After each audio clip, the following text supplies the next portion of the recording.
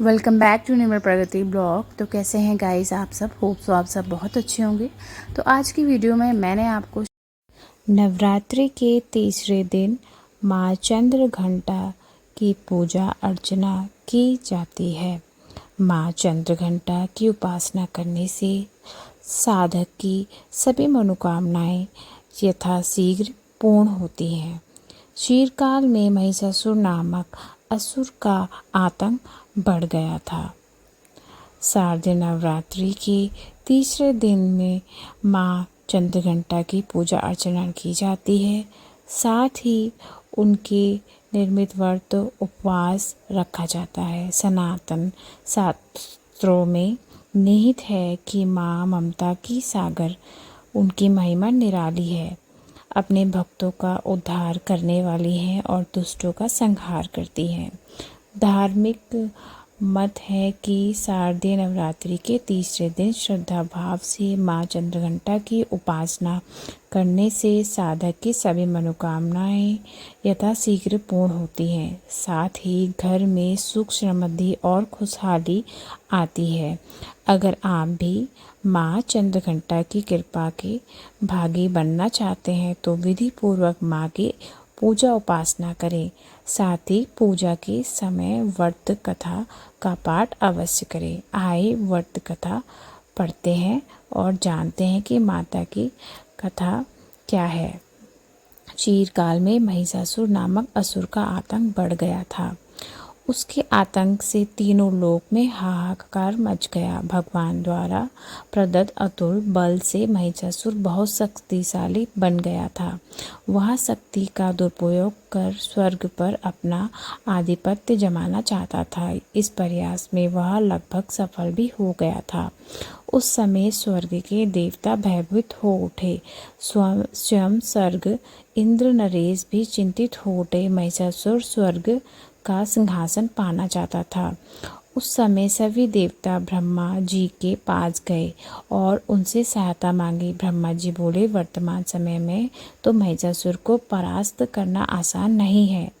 इसके लिए हम सभी को महादेव की शरण में जाना पड़ेगा।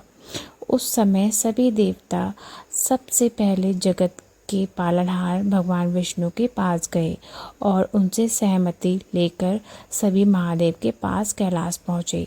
स्वर्ग नरेश इंद्र ने आप बीती महादेव को सुनाई। स्वर्ग नरेश इंद्र की बात सुन महादेव क्रोधित होकर बोले, महिषासुर अपने बल का गलत तरीके से प्रयोग कर रहा है। इसके लिए उसे अवश्य दंड मिलेगा। उस समय भगवान विष्णु और ब्रह्मा जी भी क्रोधित हो उठे और उनके क्रोध से एक तेज प्रकट हुई। यह तेज यानी ऊर्जा उनके मुख से प्रकट हुई। इसी ऊर्जा से एक देवी प्रकट हुई। उस समय भगवान शिव ने देवी माँ को अपना त्रिशूल दिया। भगवान विष्णु ने अपना सुदर्शन चक्र दिया। स्वर्ग नरेश इंद्र ने घंटा प्रदान किया। इस प्रकार सभी देवताओं ने देवी माँ को अपने अस्त्र शस्त्र दिए। तो आप भी मेरे साथ बोलिए, जय माँ चंद्रघंटा। तब माँ चंद्रघंटा ने त्रिदेव से अनुमति लेकर महिषासुर को युद्ध के लिए ललकारा। शास्त्रों में निहित है कि कालांतर में माँ चंद्रघंटा और महिषासुर के मध्य भीषण युद्ध हुआ। इस युद्ध में माँ के प्रहार के सामने महिषासुर टिक न सका। उस समय महिषासुर का वध कर माँ ने तीनों लोकों की रक्षा की। तीनों लोकों में माँ के जयकारे गूंजने लगे। कालांतर से माँ चंद्रघंटा की पूजा उपासना की जाती है। माँ अपने भक्तों के सभी दुख हर लेती है, साथ ही सुख समृद्धि और शांति प्रदान करती है। अतः साधक श्रद्धा भाव से शारदीय नवरात्रि के तीसरे दिन माँ चंद्रघंटा की उपासना करते हैं। तो इसी के साथ कथा समाप्त होती है। तो कैसा लगा आपको हमारी कथा? इस कथा को ज़रूर आप करें, अपनी पूजा अर्चना करें और माता के श्लोक करें और उनको खुश करने के लिए अच्छे अच्छे भोग बनाइए, माता को भोग लगाएं। इसी के साथ अब करते हैं आरती स्टार्ट।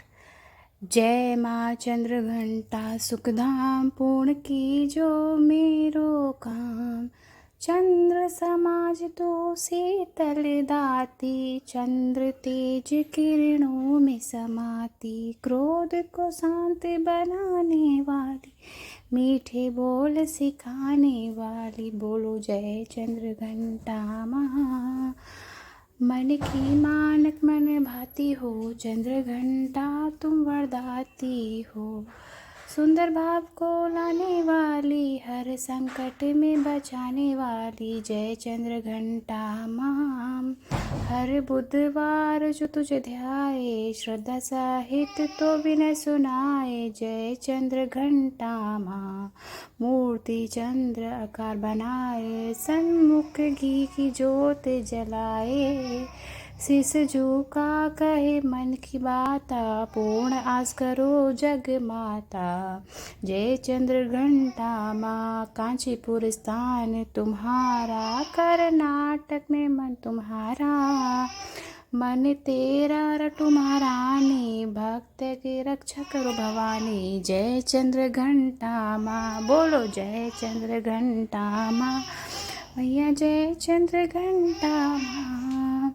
इसी के साथ ये ब्लॉग समाप्त करते हैं। अब आपसे मिलेंगे नेक्स्ट ब्लॉग में। होप सो आप सभी को ये पसंद आया होगा और आप सभी को जय माता चंद्र घंटा और नवरात्रों की शुभकामनाएं। आप इसे लाइक सब्सक्राइब ज़रूर करिएगा। अब मैं आपसे मिलूँगी नेक्स्ट वीडियो में।